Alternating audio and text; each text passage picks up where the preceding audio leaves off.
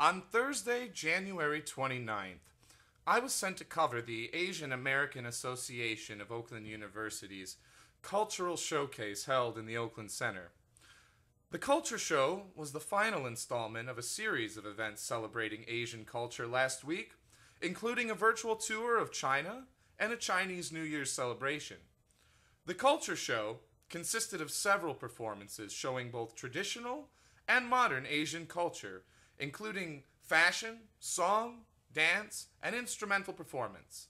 There was also a lavish buffet of Asian cuisine. I set up my tripod in the middle of the room, pointing towards the stage, and settled in with interest to watch the showcase of events. When the MC, Justin Yee, started the night's events, most of the crowd was still in line, waiting to get food. There was a considerable amount of side conversation going on in the line, while music was playing and performances were taking place on the stage. Eventually, everyone was through the food line and settled into seats. The event was still going, yet the noise and conversation in the crowd did not cease. Rather, they seemed to grow more intense.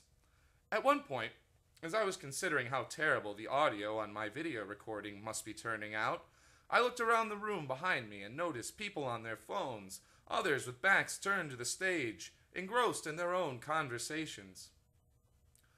A performance by Oakland professor Sui-Shan Yu on the quin, a traditional Chinese instrument which I can only imagine has a very beautiful and delicate sound, was completely drowned out by the large number of inconsiderate students in the crowd. I began to think to myself, why would students, who are here voluntarily, behave this way?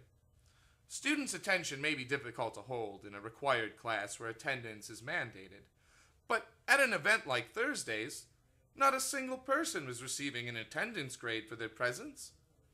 It truly seemed as though many students had perhaps heard that there would be free food and came for that and an opportunity to socialize with friends. The event receded into the background, and perhaps the disruptive students were themselves annoyed by the cultural show, which at this point was desperately competing for the audience. I really wonder what students think when attending an event like this. What goes through their heads? Do they not see the people talking or performing? And maybe they don't. Perhaps they are so detached from the place they are that they were not even aware that an event had started. After a while, the students were asked to quiet down, but at that point the show was nearly half over. What I observed showed a contemptuous lack of respect for fellow students by these certain people in the audience. I spoke with sophomore Stephanie Gross, who attended the event. Her reaction to the disruption was similar. There were a lot of people talking when, I was way in the back, so I don't even know what he was playing, but there was somebody up there with an instrument, and it was very quiet, and the people next to us were the most disruptive, so we didn't even know what was going on. I cannot let the Asian American Association of Oakland University off the hook so easily, though. Their program seemed unrehearsed and highly disorganized. Simple measures could have been taken to control the crowd as well. Things as simple as turning off the lights in the house and focusing light on the stage. This type of lighting variation is a commonly understood gesture for quiet in the audience and for attention to be paid to the lit area of the stage.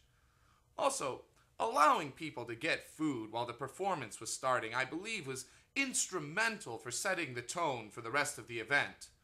All in all, the Asian American Culture Show was an event with so much potential.